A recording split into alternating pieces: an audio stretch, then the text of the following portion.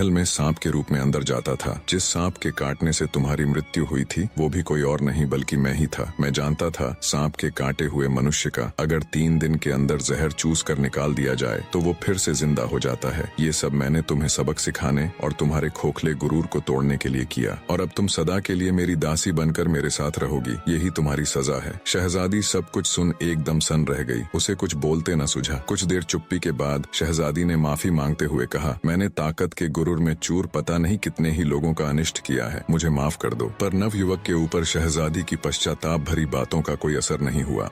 शहजादी को अपने घर लाकर एक बंदी या फिर ये कहे एक दासी की तरह नवयुवक रखने लगा। कुछ दिन तक तो शहजादी ने नवयुवक से मिन्नतें की कि वो उसे उसके पिता के पास छोड़ आए, पर नवयुवक को उसके ऊपर विश्वास न था। उसे लगता था शहजादी ये सब मजबूरी में और उसकी कैद से छुटने के लिए बोल रही है। समय बीतता गया। शहजादी अब अपना पूरा अहंकार त्याग कर एक पत्नी की तरह घर का सारा काम करती और नवयुवक की हर छोटी से छोटी बात का ख्याल रखती। धीरे धीरे नवयुवक के दिल में भी शहजादी के प्रति कठोरता की जगह नरमी ने ले ली। वो उसे चाहने लगा। फिर सोचा, मैं कहाँ एक छोटे से जादूगर का लड़का और वो मुल्क की शहजादी। फिर एक दिन ऐसा आया जब नवयुवक ने शहजादी को परखने के लिए घर पर अकेला छोड़ दी, भागने का पूरा मौका दिया और सोचा रात को जब लौटूंगा तब शहजादी मुझे मिल गई तो उसके सामने अपने दिल की बात कह दूंगा। रात तक का समय नवयुवक ने बड़ी मुश्किल से काटा। रात हुई तो वो धड़कते दिल के साथ घर की ओर चल दिया। उसके मन में ढेरों विचार एक साथ चल रहे थे। नवयुवक जब रात में घर आया तो उसने देखा शहजादी कहीं नहीं गई बल्कि रोजमर्रा की तरह अपने कामों में तल्लीन थी। आज पूरा दिन सोचने समझने और विचार करने के बाद उसने फैसला लिया कि शहजादी के साथ उसका कोई भविष्य नहीं है। उन दोनों के बीच प्रतिष्ठा और रुतबे की बहुत बड़ी दीवार है, तो वो उसे सही सलामत बादशाह के पास ही छोड़ आएगा। सुबह हुई तो शहजादी को लेकर वो बादशाह के पास गया। जब बादशाह ने अपनी बेटी को सही सलामत देखा तो उसकी आंखों से खुशी की अश्रुधारा बह निकली। उसने शहजादी को गले लगा लिया और ढेरों सवाल एक साथ दाग दिए। तब नवयुवक ने बादशाह से माफी मांगते हुए सारा किस्सा कह सुनाया। सब सुनकर बादशाह ने अपने वजीर को हुक्म दिया कि इसे अभी फांसी के तख्ते पर चढ़ा दो। पर शहजादी ने अपने पिता से कहा, नहीं अब्बाजान, इसने मेरा अहंकार नष्ट करने के लिए ये सब किया। अब मैं इसे अपने हृदय से अपना पति मान चुकी हूँ। अगर इसे कुछ हुआ तो मैं भी अपने प्राण त्याग दूंगी। बेटी के मोह में मजबूर बादशाह ने दोनों का निगाह करवा दिया। अब पहले जैसा कोई कानून नहीं रहा। प्रजा भी अब खुशी से रहने लगी। इधर शहजादी और नवयुवक भी एक दूसरे के साथ खुश थे।